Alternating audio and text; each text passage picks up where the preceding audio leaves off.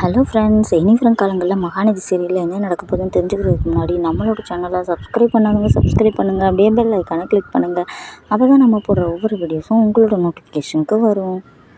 விஜய்க்கு பார்த்திங்கன்னா பயங்கர காய்ச்சலாக இருக்குது. என்னென்னு தெரியல, ரொம்ப முடியாமல் போயிருக்காரு. பார்த்திங்கன்னா காவேரி வந்து ஒரு சட்டியில் சுடுதண்ணியை வச்சு கொண்டுட்டு வர்றாங்க. ஏங்க இதை வச்சு ஆவி பிடிச்சி பாருங்கள், உங்களுக்கு கொஞ்சம் ரிலீஃபாக இருக்கும் அப்படின்னு சொல்கிறாங்க. ஆவி பிடிக்கிறதா அப்படின்னா என்ன அப்படிங்கிற போது, இது கூட அவங்களுக்கு தெரியாது அப்படின்னு சொல்லிட்டு கேட்குறாங்க. நான் இப்படிலாம் பண்ணதே இல்லை, எனக்கு ஃபீவர் வந்தால் தாத்தா வந்து ஒரு டேப்லெட் தருவார், நான் பாட்டுக்கு போட்டுட்டு படுத்துருவேன், அதோட சரியாயிரும் அப்படின்னு சொல்லிட்டு சொல்கிறாங்க. இப்படிலாம் பண்ணதே இல்லையா? எங்கள் அம்மாலாம் நான் ஃபஸ்ட்டு டேப்லெட்லாம் தர மாட்டாங்க, நாங்கள் இந்த மாதிரி பண்ணுவோம், அதுக்கப்புறம் கொஞ்சம் நல்லாயிரும், அதுக்கப்புறம் ஒரு டீ போட்டு குடித்தா சரியாக போயிடும், நீங்களும் அதே மாதிரியே ட்ரை பண்ணுங்கள் அப்படின்னு சொல்லிட்டு சொல்கிறாங்க.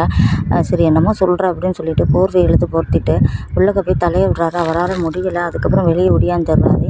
காவேரி போய் இது என்னங்க, இது கூட தெரியல உங்களுக்கு, வாங்க நான் எப்படி பண்ணணும்னு சொல்லி காட்டுறேன் அப்படின்னு சொல்லிட்டு அவங்களும் பெட்ஷீட்டுக்குள்ளே போயிட்டு காவேரி வந்து விஜய்க்கு ஹெல்ப் பண்ணுறாங்க. இப்படி தான் பண்ணணும், நல்லா மூச்சு இழுத்து விடுங்க, இந்த சுடுதண்ணிக்கு நேரம் உங்களோட மூக்கை வச்சு அப்படியே உரிங்க அப்படின்னு சொல்லிட்டு சொல்கிறாங்க. இது என்ன புதுசாக இருக்குது, என்னமோ டாக்டர் மாதிரி பண்ணிக்கிட்டு இருக்கு அப்படின்னு சொல்லிட்டு சொல்கிறாங்க.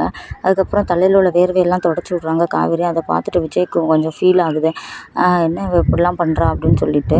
அதுக்கப்புறம் அவரே போர்வையிலேருந்து ரொம்ப ஒரு மாதிரியாக இருக்கவும் வெளியே வந்துடுறாரு. எனக்கு ஒரு மாதிரியாக இருக்கு, நீ போ தள்ளிப்போ அப்படின்னு சொல்லிட்டு சொல்கிறாரு. என்ன தள்ளிப்போ, இதில் என்ன இருக்குது, ஏன் அப்படி பண்ணுறீங்க அப்படின்னு சொல்லிட்டு கேட்குறாரு விஜய். எனக்கு எந்த மாதிரியும் ஃபீலிங்ஸ் வரல, உங்களுக்கு தான் அப்போ ஒரு மாதிரியாக இருக்குது போல், அப்போ உங்கள் மனசில் என்னமோ இருக்குது அப்படின்னு சொல்லிட்டு காவேரி வந்து கிண்டல் பண்ணுறாங்க. என் மனசில் அப்படிலாம் ஒன்றும் இல்லை, சரி வா அப்படின்னு சொல்லிட்டு மறுபடியும் 2 பேருமே உள்ளே போகிறாங்க. இங்கே பாரு, என் மனசில் எந்த மாதிரி ஒரு ஃபீலிங்ஸும் இல்லை, இப்போ பாரு எனக்கு ஒன்றுமே செய்யாதுன்னு சொல்லிட்டு மறுபடியும் இது பண்ணுறாரு. குழந்தைத்தனமாக அந்த விஜய் நடந்துக்கிறத பார்த்து காவேரி சிரிக்கிறாங்க.